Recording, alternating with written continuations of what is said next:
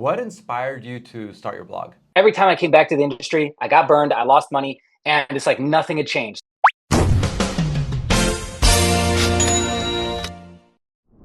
All right, so I got something special for you in this video. Not only do I have a recent interview that we just did, which I think you're gonna like because I get into more of the details of why I started Wallet Monkey, and we got into a lot of stuff that I guess I just don't really talk about that often unless you're in the Discord, right? We've got that, plus we've got a big announcement. So there's gonna be some big changes happening with Wallet Monkey. We're gonna be changing the site. We're gonna be bringing on a new partner to help us kind of cover some of the areas that we've been missing lately, and I'm really excited. So let's dive into it. All right, Jameson, let's start from the very beginning. What inspired you to start your blog? Well, actually, I've shared pieces of the story, but I think this will be good because this is the first time I think publicly I've shared the whole thing. I'll spare some of the details, so we'll skip around a little bit, so it's not super long. But essentially, when I was rebuilding my credit score, I just noticed that the industry hadn't changed. I think I started trying to rebuild a little bit in 2013 when I was still like in my 20s and young and dumb and making all kinds of mistakes. I had already gone bankrupt. I think in 2016-ish, I tried to do it again. Maybe it was 2015. And every time I came back to the industry, I got burned. I lost money. And it's like nothing had changed. There was these coveted secrets by like 2 or 3 gurus. And the credit repair guys wanted you to pay for everything, right? And so when I started rebuilding my credit, I think it was at like 463 at the time. And what I noticed is like the industry hadn't changed. So that was already like starting to bug me. And I thought that we had found a pretty solid couple guys to help us rebuild because I was trying to get myself into position for credit funding and some family. And so I thought I had a pretty solid lineup of guys. And then one of the guys ended up burning us for AUs. And so that was like kind of the final straw in terms of like, okay, man, this industry just refuses to change. These people are not good people, and they're the ones that are getting like propped up in the YouTube algorithms. And so it was just kind of weird to me. So what happened was lost like 2 or 3 grand on AUs, and then I was already putting together a list of like a master lender list. I think that's what everyone was kind of calling it back then, a master credit card lender list. And I had taken one that I had gotten from Mike, I think it was Mike the Credit Guy or something, or Mike the Credit Game. I don't know. He ended up having all of his assets seized and getting in big trouble for fraud. So go figure. But anyways, he had like some sort of starter list, and then I had spent like 9 months stretching that thing out and combing my FICO forums, the credit boards, and building that out into like a resource that I was using for myself. And then I went out and got my family, I don't know, I think it was like somewhere between 90 and 120K in credit. And I was still rebuilding mine. And it was one of the sales guys, I think, at the time that was with the AU company. He was giving me like the whole sob story and blah, blah, blah. Cause I don't even remember how it came up, but I ended up sharing it with him. And then, so I think it was like 6 or 8 months later, I just come across some other YouTube channel and they're sharing it, my list. And so I went through the opt-in process and I was like, wait a second, how does this guy have my exact list? And it's got like all my data points in it. And it's literally word for word copy of mine. And I'm like, okay. And I lost it. I absolutely lost it. So I think that night I went and bought the domain and set up a basic WordPress install. And I took everything that was in my master lender list and I broke it up into 2 lists. I did credit cards and I did store credit cards. And that's how I launched the site. It's like out of pure spite, out of pure like, man, I cannot stand this industry. And it's like holding back so many people because it was holding back me. And I'm just like, man, how many millions, hundreds of thousands, if not millions of people are being held back by like these handful of guys who are completely full of shit that just are gatekeeping this information. So I like launched it that night, I think, and or the next day, and then did some basic SEO on it, and then kind of forgot about it, right? And it wasn't until I don't know, maybe a year after that, that finally I was getting like a Google Search Console notification or something. And I'm like, oh, let's check in on that. I'd kind of forgotten I had it. And I checked in on that, and it was getting like hundreds of thousands of impressions and like thousands of views. And to me, like it had been a long time since I even did a blog. So I was like, wow, this is substantial, which to people who are like pro bloggers, maybe it wasn't, I don't know. But it got me excited. And it kind of like got me going on like, okay, what's the next iteration of this? And so that's when I started to fill up the site, add more story, add more stuff there. But that's when I think first launched the YouTube channel too. I think that was in like 2021 maybe, and that's when we finally launched the channel. So this is your first YouTube channel ever. No, it's not. It's third or fourth. Okay. And yeah, it's like kind of the same game. You know, I'd started up a channel, grew it, some of them larger than others, and then just kind of got burnt out and then left it to fizzle out. And yeah, so this is probably third or fourth, I think. So this sounds really personal for you. Like you got burned a couple times, you had bad credit. Yeah. But like, can you explain like why you would need all this, all these credit cards, all these lines of credit? Like why are people watching these videos? Why do people want these lists? Yeah, I think that's a great question. I think a couple different things is people want to have access to more credit than they need, right? And I don't know if it's super common knowledge, but a lot of people, once you start to get into it, you realize that the banks don't want to give you money when you need it. And it just takes like one experience in your life when you go to the bank when you actually need it. And you're like, you got to bridge some loans or something, or, something happened with the job, like for your average American, right? And then it just takes one of those times where you're like, wow, like they really aren't there for me. But when I need them, my community bank, whoever, some of the community banks might show up, but like your big banks like Chase Bank of America, they don't care. They don't care that you need the money right now. They don't care that you're hurting. And so, yeah, people start to, I think, realize that, okay, I need to go to work on this when I don't need it. And it needs to be available so that if something does happen, then I have access to it. And so there's like obviously an extreme to that, because I think some people get addicted. Like we have some people in the community that have, access to millions of dollars in credit funding, whether it's through lines of credit, credit cards, mortgage, HELOC stuff, and home renovation stuff. But yeah, that might be a little bit excessive depending on, what your business and what you're doing. If you have a real estate portfolio, maybe that makes more sense. But I think for like your average, 9 to 5 worker or somebody that's on a career path, somewhere between probably 60 to 100 could get you out of most problems without causing new problems. Because, also too, just a quick side note, if you start using a lot of your credit and your utilization goes over 50%, you'll start to have AA or adverse action from some banks. And economically, if we're in a position like we are now, then you can expect adverse action from a handful of banks. And so that might trigger an avalanche of bad things that then happen. So it's like, I think it's juggling of all those things that people are really trying to account for. And you don't really realize the importance of it until you kind of start diving into credit. Right. So all you really need as a outsider is to kind of grab that like one video or catch that one video of some popular YouTuber talking about one of these elements of it. And then you kind of get the bug, and that kind of starts you on the path. At least that's for me, and that's for most people in the community anyway. Okay, so I know that you mentioned Google was kind of the catalyst for your business starting off, but was that the only moment? Were there other things that happened? Yeah, that was kind of the catalyst for the website, right? Which I think was, that gave me motivation to keep going. And it can't just be, I don't know, maybe I'm different than most people, but for me, it's not just like one thing. There's constant dominoes that are falling, right? That get me to recommit to the thing or take me to a new level of excitement. So the original excitement was from, logging in and checking the Google stats to see like, okay, wow, like we're getting ranking for organic keywords now and people are starting to find us. And then that drove me to, okay, maybe this deserves more of my time, right? And so then we decided to launch the YouTube channel. And I'd love to say like, yeah, from the beginning, I loved it and we had it, dialed, and it just took off from there, but it really didn't. I would argue even now with it, whatever it's at, like 23,000, I think, subscribers is like, that's not that much. I'm biased, but I think it deserves way more.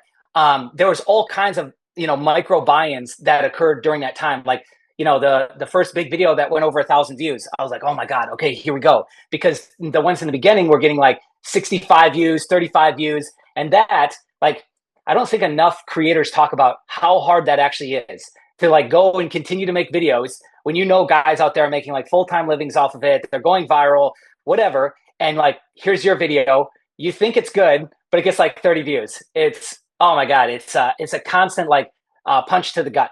And so there was moments where it's like, okay, first video over 1,000 views, first video over 10,000 views. Then it was, subscriber numbers, all these little metrics. I think you'd have to try and start to manipulate yourself to get excited about and make new milestones with all these variables, like I said, so that you continue to stay bought in and push yourself further and further, which I think is very hard for somebody that's in a planning phase, or maybe they're just starting phase, because they don't realize like it's constantly taking those dopamine hits. you constantly have to, stack those in your deck. And then, you get on a long enough path and a long enough journey, and you just realize like you've got thousands, if not tens of thousands of like micro wins stacked in. Like, of course, I'm going to wake up and do this. Like, so the driving motivations change. And it's only because you've now got the foundation of everything that you've been successful on top of, that's now driving you forward. But yeah, I guess the simple answer is, even to this moment, there's still micro,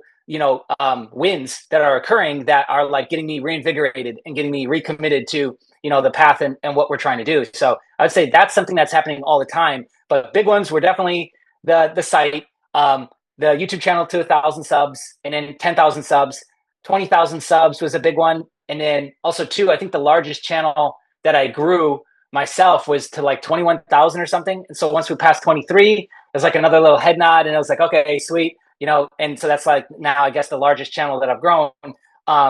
And so yeah, again, it's like as 50 hits, as all these other metrics and things continue to hit as milestones, I guess I'll continue to get excited on that. All right, it's clear that you don't want to be like a Bankrate or a Credit Karma. You are trying to set yourself apart. What is it that makes you different? Well, I think the big thing is, when I set out to do it, it was like a revenge mission, right? And so I was just like, okay, I'm going to dump all the data that I've got, and it seemed that angle really worked. And this is one of those examples where you kind of stumble into your USP and you didn't even know it, because when I shared all that data, and then basically, yes, in the beginning those were the only pages getting views, but we started ranking for more long tail keywords and stuff like that, and the pages that were still getting the most views are, the pre-qualification page where we had like 80 plus links that just go straight to the bank to pre-qualify to. And then the master lender list, where it's just got all the data points of like credit scores and what they got approved for with starting limits, and what does the bank pull in terms of credit bureaus and stuff like that. And so I was like, okay, well, I think the USP here is that we're just going to share way more than what anyone else is willing to share. Like, for example, I mean, nothing against those sites, but if I go to, Credit Karma or Nerd Wallet or Bankrate or any of the other, there's now dozens of them that are competing for keywords, and they're really polished. But like when I go there, I don't really get much. I'm finding out about the sign up bonus, okay, and it's 3% and the categories and blah, blah, blah. But they're not really telling me, like, just tell me what bureau it pulls. I don't understand why that was so hard. And so at the time I was like, man, this is really annoying, because these pages that are ranking really well and getting hundreds of thousands of viewers per month essentially aren't telling you shit. And they're not telling you what you really need to know, which is like, okay, I need to apply today. What bureau is it gonna pull? Because if your normal, well, I wouldn't say normal, but a lot of people rather will freeze their credit reports. So I need to know which one I need to unlock. So even like, forget about the rest. I just need to know as a consumer what credit report I need to, unfreeze or unblock to then allow them to pull my credit report. So it was a weird thing to me. And we kind of stumbled into that USP, but then I was like, okay, let's take this to the extreme. And I just continue to push myself really to get more and more data across a larger data set. So like some of the videos that we did, I gathered from hundreds of apps, hundreds of people that had been approved. And so then I'm like syndicating down those hundreds of approvals. What's the average starting limit? What was the average credit score? What bureau were they pulling? Was there any geolocation issues or, restrictions, anything like that? And so, yeah, then it just became a challenge against myself out of, once again, the spite for, call it the industry, that was being incredibly vague to just give out more and more and more and more and more. And that's really like what pushed that. And then next thing you see that you've like carved out a niche without even really realizing it. Yeah. Well, it sounds like people were responding. Clearly, people are commenting, people are reaching out to you. Is that where it naturally evolved that you created a course as well? Because clearly you got courses, you got various Discord, you got various channels where people can communicate with you. How did that all evolve as well? Yeah, that was sloppy and messy. And I think like when you're trying to move fast and continue to iterate and grow, it tends to be a little messy. And so it was the same for us. Like I first went to Patreon, which I didn't really like. I didn't really like some of the decisions that Patreon as a company had made in the past. And I was like, okay, well, forget it. I want something fast. Let's spin this up quick.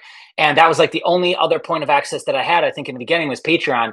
Quickly got sick of that. And I said, let's just go back to what I know and what I love, which is Discord. Like I've been on Discord since, 2015, 2016.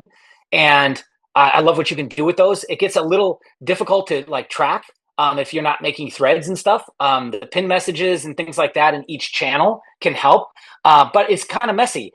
That said, it's better in my eyes. It's better than Facebook. So then it went from like, okay, Patreon was the spot to then we jumped into Discord, and then I started, adding more channels to Discord, and growing that. And in the beginning, like I always want to give like the early movers the most or biggest advantage. So in the beginning, everything was free. So when we did Patreon, that was free. When we did Discord, that was free. And I left that open, I don't know, I think like 6 months. And if you got it in the beginning, right, if you were a day one OG, then you got rewarded by being able to, as long as you stay in there, you'll be in there forever, right? And then from Discord, then we made, I think, some iterations with paid stuff and things like that, started charging for more access. And then after that, I think it was maybe 2022, November, I just got this itch. Somebody had sent me a video about, like, it was a sales video, and the guy was talking about how to get 100K in business credit. And I was like, really? We're like doing that all the time now. At that point, we were talking about getting 50, 60, 100K all the time in videos, and it was being like openly shared in the community. And then we kind of got on the same thing. We kind of got into like a little rant, him and I, back and forth. I'm like, you know what? We can do this better, I guess was my thought. I want to do this, even though up until that point, I had very little desire to do a course. But I said, you know what? We can do this better. And let's make it so obnoxious, so ridiculous that like nobody can say no, right? And then we'll put it at a price that's lower than everybody else is putting it at. There's that. And we're just going to update it like every single freaking day. And we are going to provide something that just does not exist in the market. And so that was the whole idea behind the course. And then, we went and did that. And since then, like we've probably got, I don't know, 500 plus banks profiled, dozens that are like deep profiling, like even getting into like geolocation data. Like if you're in New York, they're going to hard pull this bureau. If you're in California, they're going to hard pull this bureau. And dozens, if not hundreds of, personal data points from community members of what their starting limits were, what their credit profile looked like, stated income, essentially all the goods, all the data points that you would need if you were going to try and go into that bank. You would just go to like the Bank of America page and or the Business Bank of America page, all the information. And so, yeah, that's essentially the like how I ended up structuring it and doing it. And then every single time that we get another, national bank, or we get another credit union, because there's like 34 or 3,500 credit unions, we just spin up a new page and then we just add in everything that we've got. And yeah, at some point it did kind of get, I will say this, it did kind of get a little messy, because at one point it was like, what do I share on the channel and how deep do I go on the channel? Because now we're going way deeper in the course, and people are sharing data that they don't want shared outside of the community, in the community. So it's like, it started to kind of put me between a rock and a hard place with how deep I go into the videos. Because obviously, like, the intention was to always like give everything that I could in the video to make it stand out, because it would be deeper and have more data and details than any other video. And that's what I wanted. So people would be like bookmarking it, sharing it, etc., because nobody else made a video like that.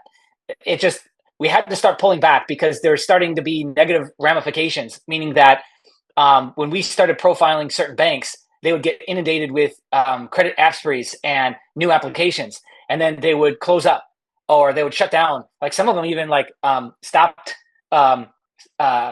accepting new members. So it's like we had some banks like completely seize up, because they obviously didn't have the, I don't know what you would call that, the customer journey flow properly set up, of like, okay, somebody comes in, they get a membership, how do we get them all the way through to the finish? And we could totally see banks bogging down, and credit unions specifically. And so after, I think we ended up, and this is more recent, we ended up doing like 3 or 4 profiles of smaller credit unions. After like the third one, I was like, okay, we just can't do this anymore. And so now it kind of sucks, because we're at the point, we're not even a huge channel, which is why it's very concerning when huge channels start to like spin up these videos on small banks, because I mean, we're talking probably within a day or less, they're completely hamstringing the bank, and the bank is going to have so much business that they don't know what to do with it. And they don't know how to service they're going to start to run into problems with servicing their existing members and customers, and then all these new people. So yeah, we're already running into that problem at like in the 20s, 20,000 ish subscribers. So I don't know if they're thinking about that, but that's definitely something to where like we noticed that, and we started to immediately pull back, because yeah, I just don't want to do that. I don't want to like be destroying these banks because then they go and get like, for some of them, 100 applications is too much, Yeah. you know? Makes So, sense. This might sound like a dumb question, but who should be buying your course? mm, no, that's not a dumb question. It's a great question. I would say as long as you don't need anybody, as long as you don't need credit repair that you want somebody else to do. Let me say that better. If you're rebuilding your credit and you don't want to do it yourself, then those would be probably the only people that I'd say don't get the course, because we cover everything. We cover credit rebuilding and some very unique strategies with how to combine consumer finance law, CFPB, and some popular lettering techniques to actually get stuff removed. But you got to do it yourself, right? So we've got the credit rebuilding, and then we've got personal credit. That's a full course, and then business credit. And obviously we get into some, entrepreneurial stuff outside of that, like real estate and other side hustles. But like, yeah, on the credit front is those are all broken down, and those are huge, beefy courses. But it is for the person that wants to do it themselves. If you want somebody to like go and get you credit, or you want somebody to go and fix your credit profile, like, no, that's not going to be somebody that fits very well, because they're going to be disappointed, and I don't want that. We have a huge strike rate and a huge success rate with the course and everybody that takes it, to where like I don't even know if I've gotten a complaint, maybe in the beginning when they were still kind of small. But now, a year later of adding to the course literally weekly, no, I don't have anybody like with concern or anything like that. So the person's got to be willing to put some work in as well, obviously. But you're going to give them all the tools to make it happen. Yeah. Right on. And then you Yeah, and the support mechanism. The community in the Discord acts as a support mechanism. So if you're still like struggling and you're still trying to drum yourself up to even get moving and get motivation to get started on this journey, is you got to understand is that you can just go there, and whether you're reading somebody else's success story, or you're asking questions and trying to get yourself pumped up to get started, like that's at your fingertips too. So it's not only the data and the information, but it's hopefully what'll be a great support vehicle for you. Makes sense. It's clear that there's like a huge wealth of knowledge here and so many resources for people, but what would you say is the biggest success story that you've seen? I don't know if I have one, because there's a lot. The coolest, I'll generalize it. The coolest thing that I like to see is somebody that was in a similar position to me, and then they were able to go and like completely change their life. So one stands out, and I don't even know if the guy's still in the community, but I think it was in the sixes, goes over 750 in credit score, and then gets new credit. But the biggest thing is then he went out and got his first house. And that was really cool to see. So he went from like not even being able to get accepted, and they're trying to put him on some like subprime crap, mortgage program that would cost him probably an arm and a leg when the amortization all played out. And instead, he got himself into position to be, good and looked at serious, and then he was able to get a really great rate on a mortgage. And stories like that happen all the time. Like, hey, went out and got X amount of credit. Was able to take care of a family member. We had that happen. And then unfortunately, the family member passed on. But because of the 100,000 plus credit that they went out and got, they were able to like bridge a lot of their stuff so that they could take more time to spend with the family member in their end days. So I think a story like that, to where they're able to go and get the thing and then completely change a facet or their entire life, is probably the coolest thing that you could do, making something like this. And I really would have never expected it starting out.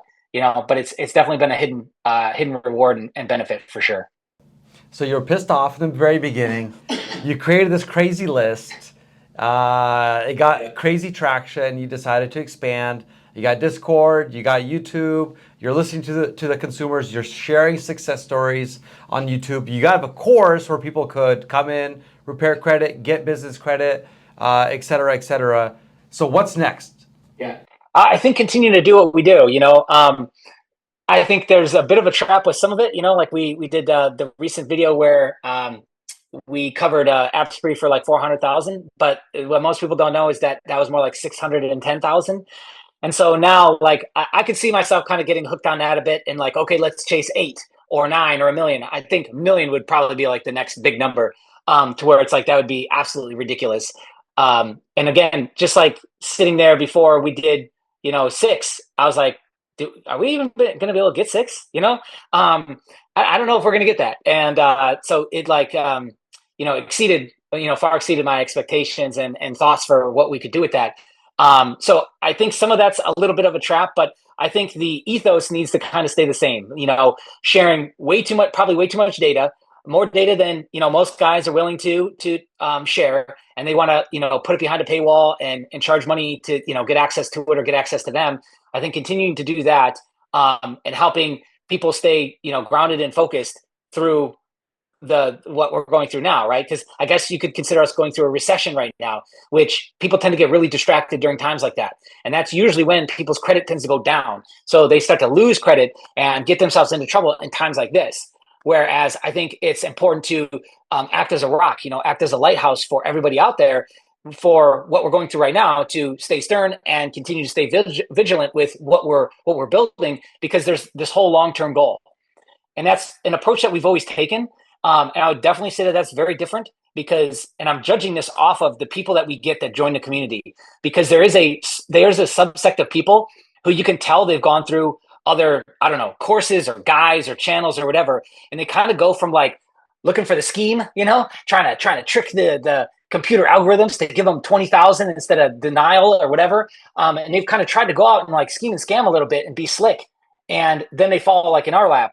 And then we're talking, structure and looking at things long term, because that, first off, that's unsexy, but that's usually what it takes. Even me going back and talking to like a younger version of myself is, in the beginning, of course, you want to fix your credit by tomorrow. Yeah, of course. No shit. Everyone wants to, like we all want 200,000 in additional credit by tomorrow, right? And maybe we'll make good decisions with that money. Probably not. But yeah, we all want that. But it usually takes a whole lot longer than you realize to get there, like years. And now that I've gone through it, and I went through like those two like junior iterations before where I tried to do credit repair, and then I just ended up spinning my wheels, and we're sending letters for 6-12 months and nothing's changing. I just started to realize like, hey, there is no quick fix. The quick fix is the long game. And the long game pays you better anyways. The long game, I mean, we can get ourselves access to, let's say, 500 to $1 million in credit. Well, yeah, then I basically have, access to everything that I could possibly need to grow my business or to start a new business or whatever my game is. So yeah, I just think that that's like a pretty bad mentality that a lot of people come into still. And then we hammer that out. We try and hammer it out really quick. And it's kind of funny because two things happen. They either stick around and they change and they realize like, wow, these guys are right. And because we've got some, let's call them old hats in there. And some of these guys have huge portfolios, tens of millions, if not hundreds of millions in active portfolios and passive portfolios. So it's like, maybe they start to listen to that guy more than me, because I don't have that. But yeah, they either change or they're gone.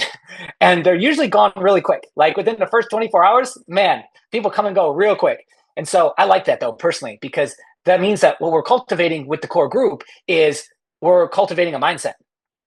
Like we're not just sitting here talking about schemes and scams and, little who's pulling what bureau. Like, okay, that's cool. But no, we're talking about a mindset.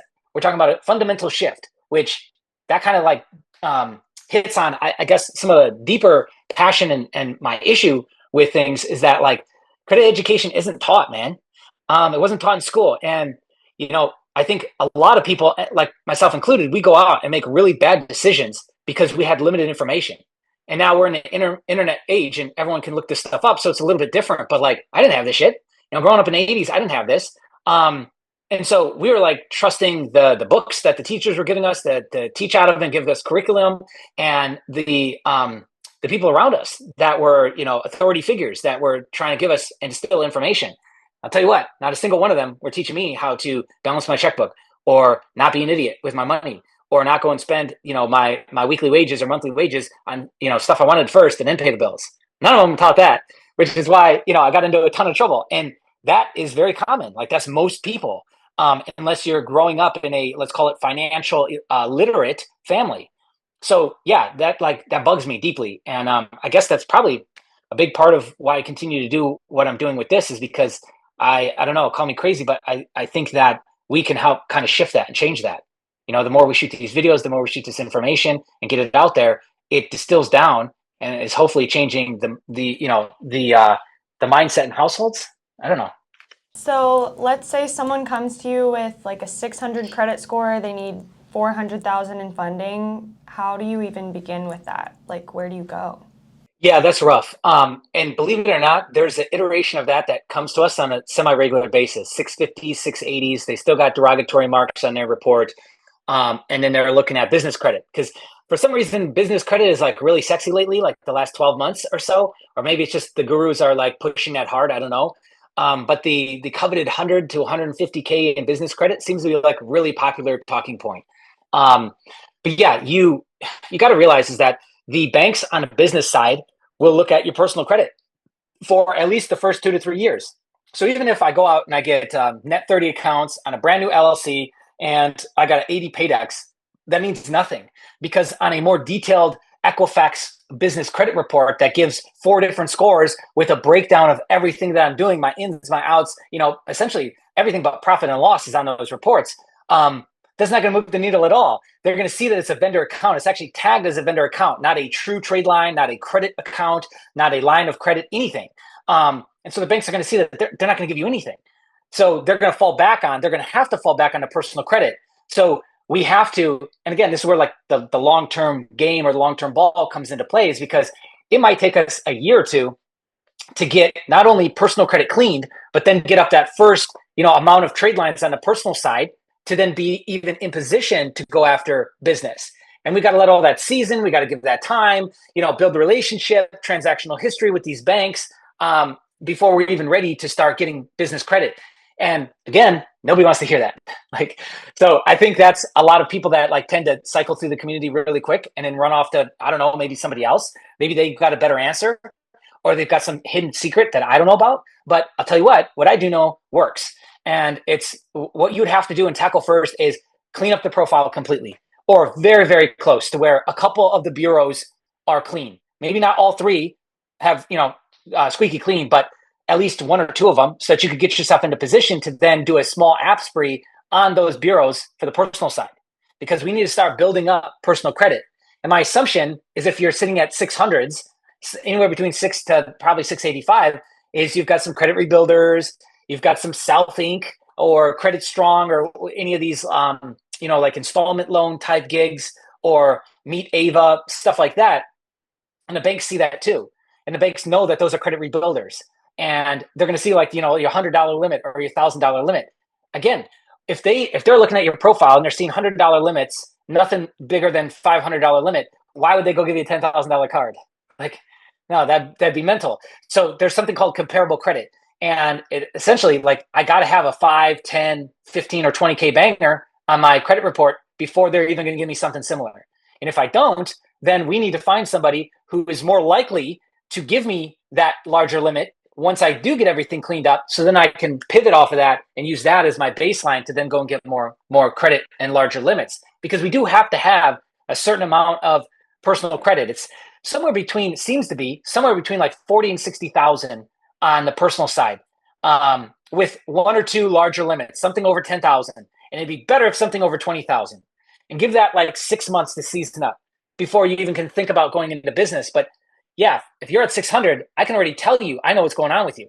I know you got derogatories. You probably got 15 different addresses on Experian for your home address. You probably got 7 different phone numbers. Maybe your name is typoed and there's 3 different iterations of your name on your credit profile. Like you got all kinds of stuff going on. So we got to clean all that up first. And then you would try and do mini app sprees bureau by bureau to try and get the personal up to, like I said, somewhere between like 40 to 60. But if you had like a 10K, 20K, and maybe one other card, that'd probably be enough too. The odds of that, pretty low, especially coming out of rebuilding. Now, if you're brand new to credit or you're you just immigrated to the US and you've gone through that process and you're getting your very first credit, that's a little different. And you actually can get those larger limits out of the gate. But rebuilding, probably not. And so all that needs to happen, then we got to season that up a bit. Then you can start going to the well to get business credit. So we're talking probably 12 months down the road, if not longer, to even get into that position. It's so crazy. I never thought that you could fix up 1 or 2 bureaus and only then go on an application spree with them. I thought it's like they all obviously communicate because you got the Vantage score and you got the FICO. So essentially the Vantage score within it, the 3 bureaus, they also act independently because different cards use different bureaus for applications. That's like a moment. That's really cool. Yeah. We actually weren't doing that. It was one of those like old hats that in a community. One of the first guys that joined, and he's got access to a lot of credit.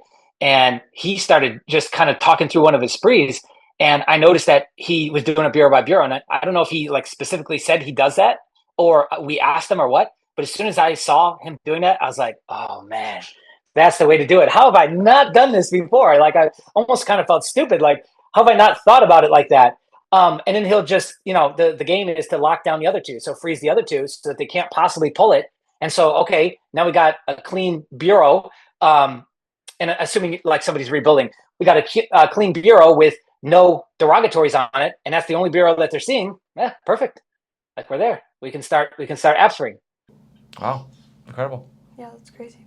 Yeah. So, And then another side benefit is that if you do it that way, they all clean up at different rates. So if you're going to go in and manually wipe inquiries, okay, whatever. I tend to not do that, but then I got to wait 2 years. So then if I'm constantly staggering when I'm doing Experian, Equifax, TransUnion, so I've technically got 3 app sprees per year or whatever I can do. And then they're going to expire out those inquiries and new account aging every 2 years. So then I'm right back to the well again every couple years, 3 times. Whereas most people aren't doing that. They're like going all at once, everything. Because I used to do that. Like I used to be tab Eddie, and I would have like 50 tabs open. I thought that was the slickest thing when I first did that and realized that. And then you get like 7 denials, and you're like, okay, maybe this isn't that good. I think like the first and second app sprees that I did for family, I was still doing that. We had all the tabs open. I went and filled everything out, and then just fired them off one after another. And yeah, I think we got like 5 or 7 denials, and I was like, maybe this doesn't work so well. So way better strategy. yeah, well, you're clearly speaking from experience, practical, personal experience. You've got all these people taking your courses, asking questions in the Discord. So it's very real. It's not just the theory; it's and it's practice. So that's incredible. And it sounds like you just want to grow this. We were talking. You said that one of the other things that we're looking at doing is just completely redesigning the blog page as well. In addition to that, Yeah. can you speak of some other things that that your viewers and your listeners could expect as far as changes? Yeah, well, 2 big things is the site. Again, maybe I'm just like too emotional at times for some of this stuff, but the site, yeah, we were putting way too much information out for free, and I was just like, why am I doing this? And then we're charging people. So let me just stop doing that. And then that's when we kind of locked down the site, and I just put up a generic kind of like homepage that said like, hey, here's the access to the free stuff that we're going to give you. Everything else, you got to pay for it. Yeah, and so that was probably like a bad approach to that if I'm looking back in hindsight.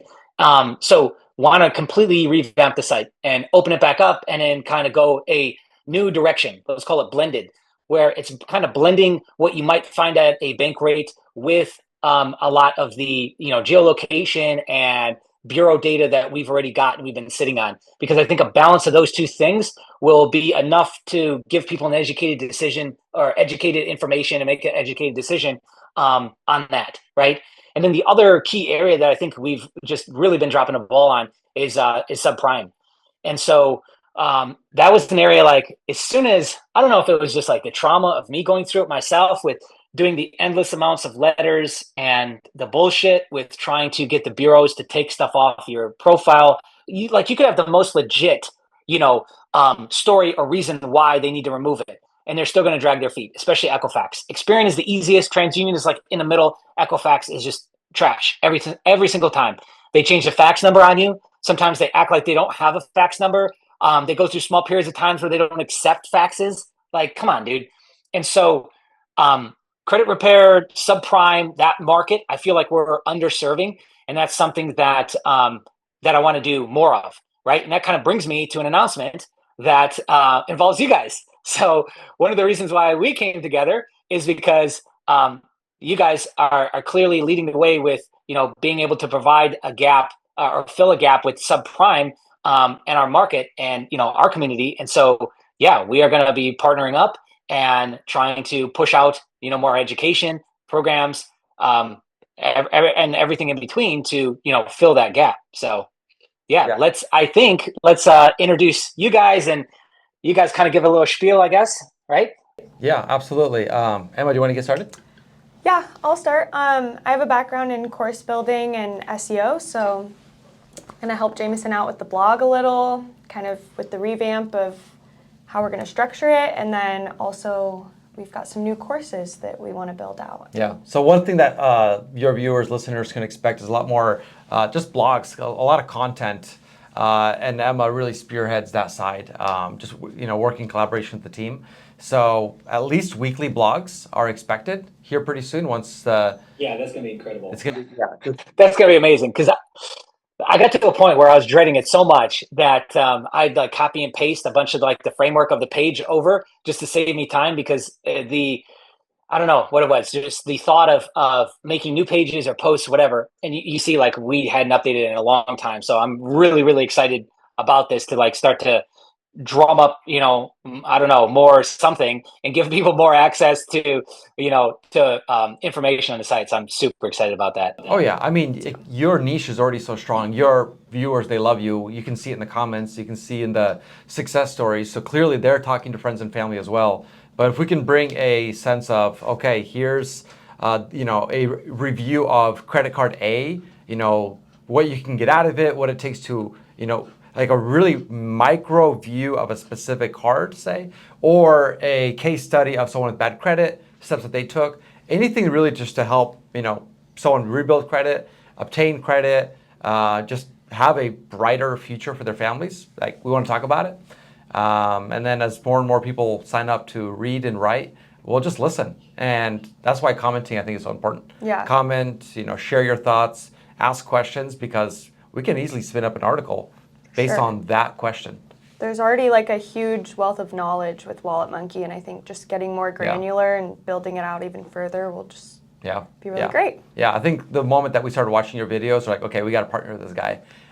Just a vast amount of knowledge, and so we're happy just to piggyback and bring our side. Like my background is working in the subprime space mostly, and it's really in three categories. It's, as you mentioned, there are those who just come to the U.S., so immigrants, helping them establish credit. So I've worked with over a dozen in this past in 2023, and all of their scores are 740 and above today. And it took about 7 months, so we can talk about those kind of things. There are others which are students, those who are just graduating. They're 18 years old. They want to establish credit. What's the fastest? What's the best way? Best practices? Because again, also as you mentioned, you don't get taught that. I mean, I'm 36 years old today. Yeah. I only learned of the major credit score factors 3 years ago. I was 33 years old when I learned what impacts your credit score. And it sounds embarrassing because like, wait, how could he teach us, or bring any value if he's only got 3 years of experience? In reality, I knew the practices, I just didn't know the name, so to say. My credit score today is 808 because of some things that I knew were really, really important. But when it comes to actual repairing, that experience came in with a lot of case studies. So, new immigrants, students, but then really working lately, the past year, deeply with those who have just ruined their credit, whether it's student loans, medical bills. And it seems like that's one of the key threads. People just get piled on with debt and they just keep borrowing, either with no expectation to pay or they just can't pay. And so they're just getting beat up from all sides.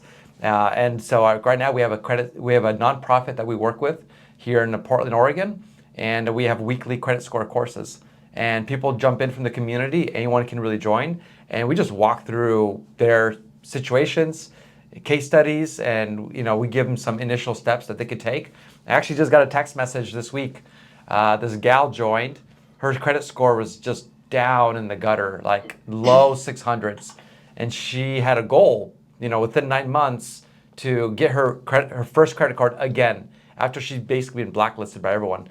And she got it. She got that, and her bank told her, 3 more on-time payments, keep your utilization rate below 30%. You're going to get that auto loan that you've been, seeking. So I love those success stories. Someone sets a goal and they get it, just, based on sometimes it's really easy, practical stuff. Like one of the easiest ones that we talk about is set everything on auto pay. Get those lines of credit.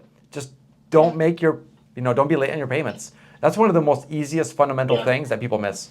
Yeah, that's funny. We did a dedicated video on that. And it was like, I could tell like a lot of people still weren't doing that. Another one too is when you start getting credit is stop using your debit card.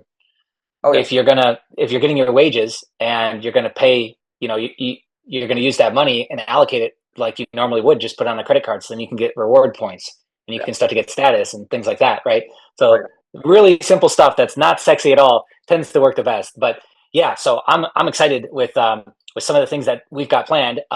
We'll leave it at that for everybody listening. Is just expect that things will start changing with the site. Expect that we're going to be rolling out some new things to kind of cover, again, what I feel is areas that I've been lacking in, and or just not good at, right?